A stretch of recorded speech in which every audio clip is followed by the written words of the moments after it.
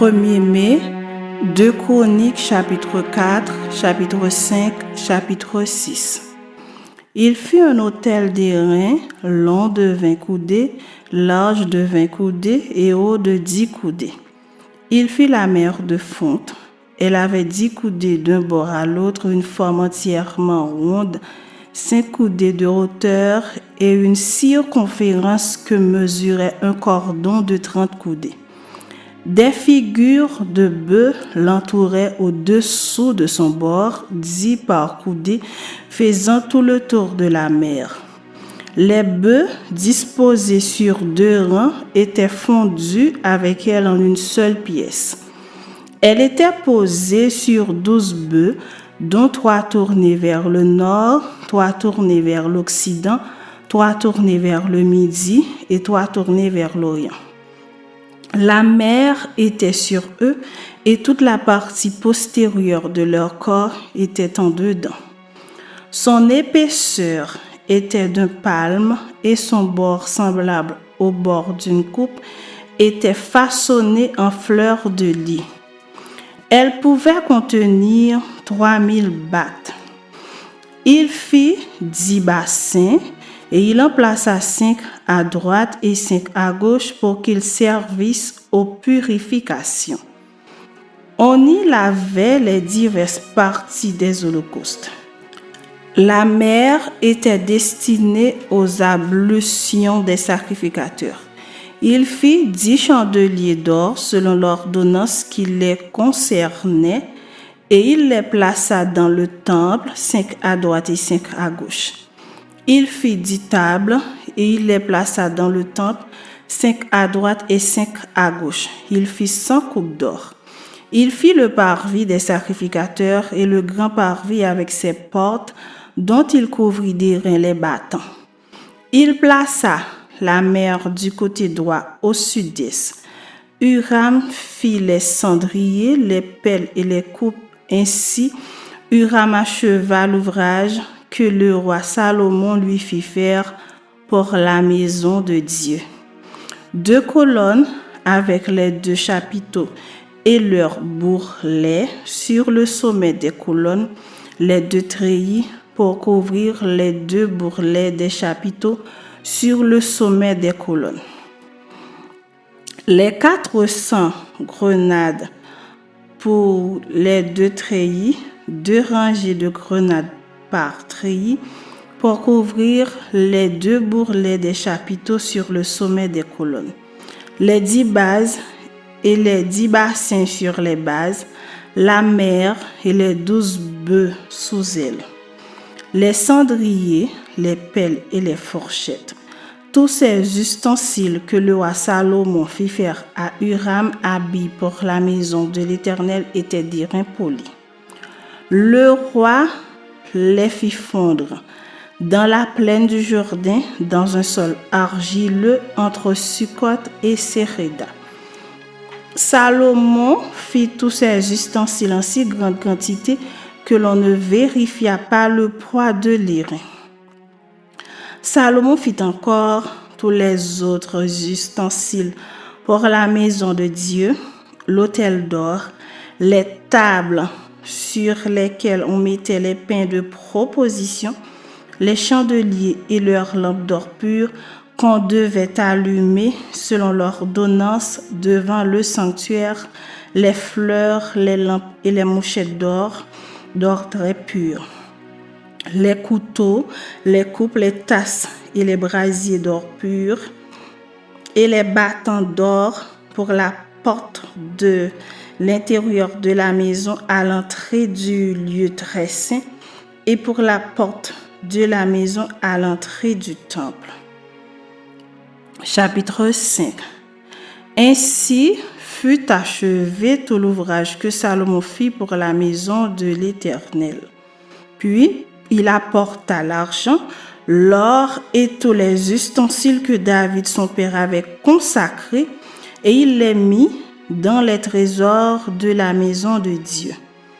Alors Salomon assembla à Jérusalem les anciens d'Israël et tous les chefs des tribus, les chefs de famille des enfants d'Israël, pour transporter de la cité de David qui est Sion l'arche de l'alliance de l'Éternel.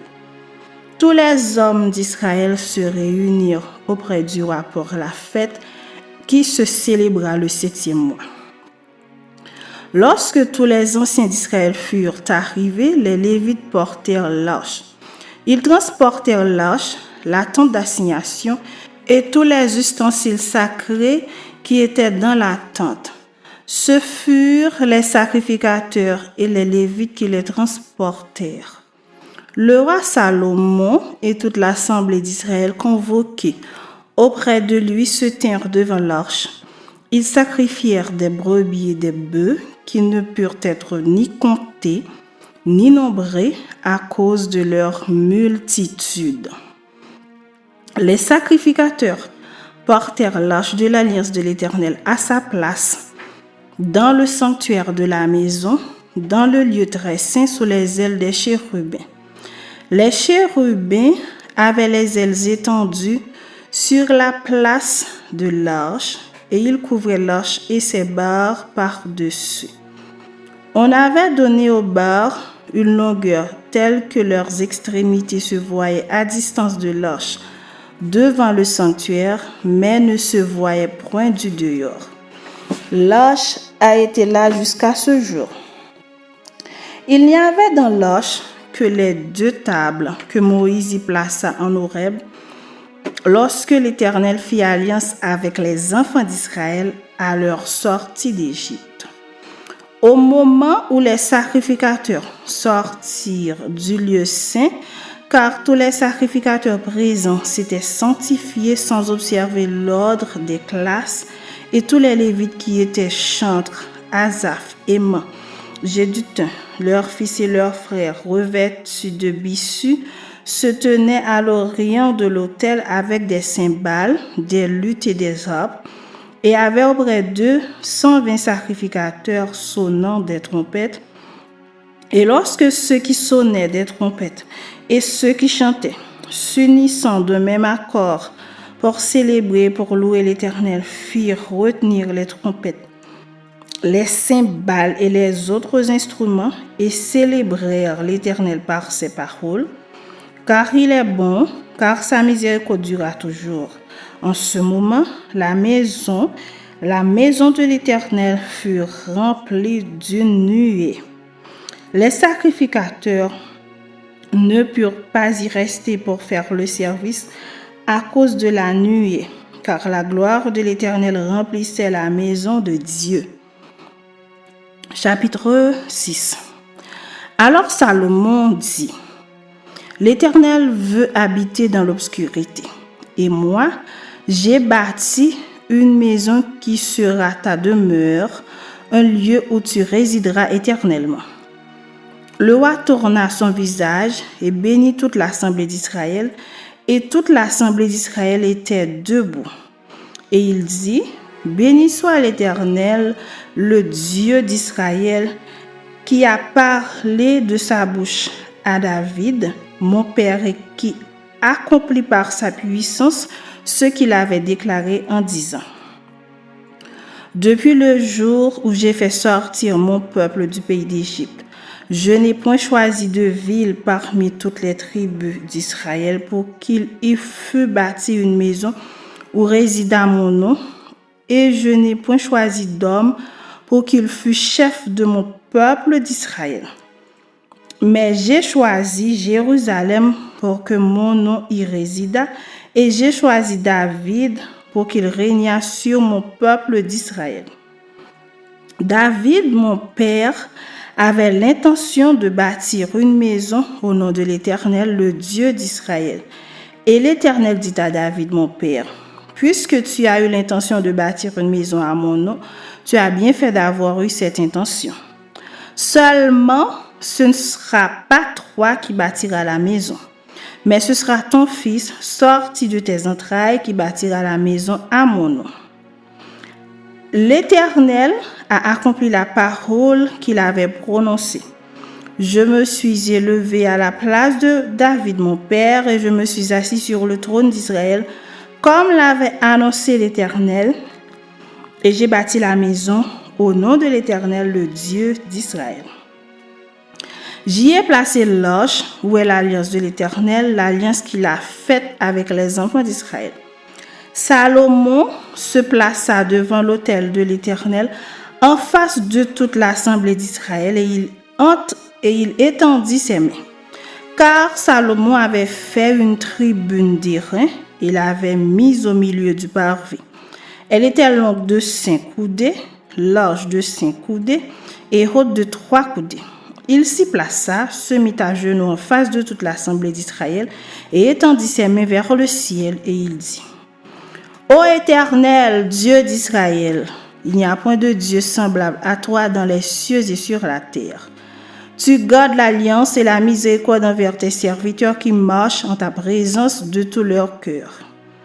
Ainsi, tu as tenu parole à ton serviteur David, mon père, et ce que tu as déclaré de ta bouche, tu l'accomplis en ce jour par ta puissance. Maintenant, Éternel Dieu d'Israël, observe la promesse que tu as faite à David, mon père, en disant: Tu ne manqueras jamais devant moi d'un successeur assis sur le trône d'Israël, pourvu que tes fils prennent garde à leur voie et qu'ils marchent dans ma loi comme tu as marché en ma présence. Qu'elle s'accomplisse donc, Éternel Dieu d'Israël, la promesse que tu as faite à ton serviteur David. Mais crois, Dieu habiterait-il véritablement avec l'homme sur la terre? Voici les cieux et les cieux des cieux ne peuvent te contenir. Combien moins cette maison que j'ai bâtie. Toutefois, Éternel mon Dieu, sois attentif à la prière de ton serviteur et à sa supplication. Écoute le cri et la prière que t'adresse ton serviteur. Que tes yeux soient jour et nuit ouverts sur cette maison, sur le lieu dont tu as dit que là serait ton nom. Écoute la prière que ton serviteur fait en ce lieu. Daigne exaucer les supplications de ton serviteur et de ton peuple d'Israël lorsqu'ils prieront en ce lieu. Exauce du lieu de ta demeure des cieux, exauce et pardonne. Si quelqu'un pêche contre son prochain et qu'on lui impose un serment pour le faire jurer, et s'il vient jurer devant ton autel dans cette maison, écoute-le des cieux, agis et juge tes serviteurs, condamne le coupable et fais retomber sa conduite sur sa tête, rend justice à l'innocent et traite-le selon son innocence.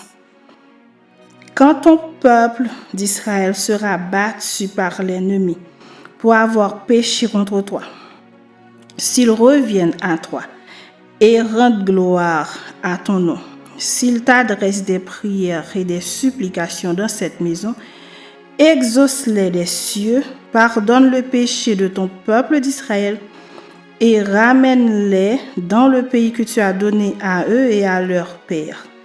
Quand le ciel sera fermé et qu'il n'y aura point de pluie à cause de leurs péchés contre toi, s'ils prient dans ce lieu et rendent gloire à ton nom, et s'ils se détournent de leurs péchés parce que tu les auras châtiés, exauce-les des cieux, pardonne le péché de tes serviteurs, et que ton peuple d'Israël, à qui tu enseigneras la bonne voie dans laquelle ils doivent marcher, et fais venir la pluie sur la terre que tu as donnée pour héritage à ton peuple.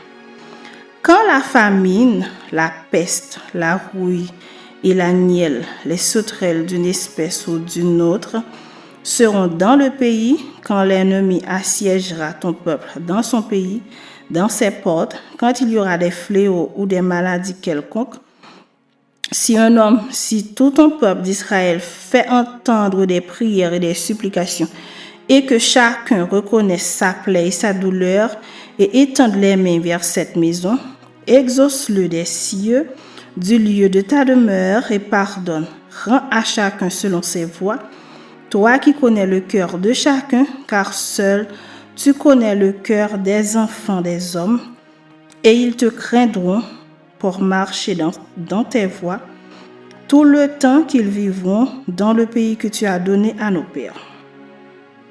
Quand l'étranger qui n'est pas de ton peuple d'Israël viendra d'un pays lointain, à cause de ton grand nom, de ta main forte et de ton bras étendu.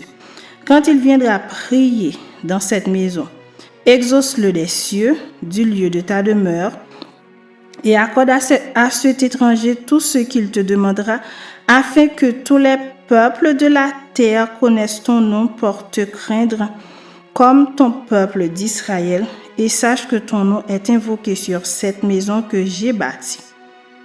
Quand ton peuple sortira pour combattre ses ennemis, en suivant la voie que tu lui auras prescrite, s'il t'adresse des prières, les regards tournés vers cette ville que tu as choisie, vers la maison que j'ai bâtie en ton nom, exauce des cieux leurs prières et leurs supplications et fais leur droit. Quand ils pécheront contre toi, car il n'y a point d'homme qui ne pêche, quand tu seras irrité contre eux, et que tu les livreras à l'ennemi, qui les emmènera captifs dans un pays lointain ou rapproché, s'ils rentrent en eux-mêmes dans le pays où ils seront captifs, s'ils reviennent à toi et t'adressent des supplications dans le pays de leur captivité, et qu'ils disent « Nous avons péché, nous avons commis des iniquités, nous avons fait le mal. » S'ils reviennent à toi de tout leur cœur et de toute leur âme, dans le pays de leur captivité où ils ont été emmenés captifs, s'ils t'adressent des prières, les regards tournés vers leur pays que tu as donné à leur père, vers la ville que tu as choisie et vers la maison que j'ai bâtie à ton nom, exauce des cieux, du lieu de ta demeure, leurs prières et leurs supplications, et fais leur droit. Pardonne à ton peuple ses péchés contre toi. Maintenant, mon Dieu, que tes yeux soient ouverts et que tes oreilles soient attentives à la prière faite en ce lieu.